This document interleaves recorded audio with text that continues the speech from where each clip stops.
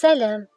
كيتحكى باللي كان واحد الغراب شاف واحد الحمامه كتمشى وعجباتو المشيه تاعها، حيت جاتو كلها مهيبه وفيها واحد الملكيه وواحد النخوه.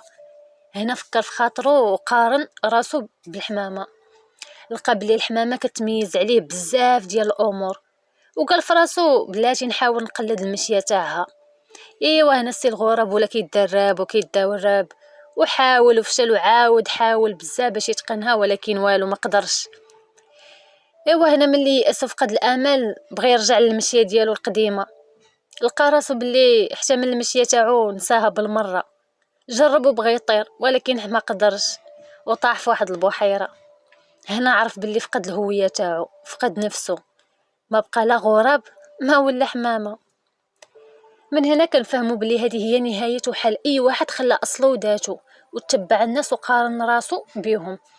اي واحد كيتميز بحاجه غيره ما عندوش، هادشي ما كيخليكش تبدل من نفسك غير حيت عجباتك شي حاجه ولا حيت انت ما عندكش ديك الحاجه. بغي راسك كيف انت، باللي كتملك وباللي كتكسب وباللي عندك. كون انت وما تكونش الناس.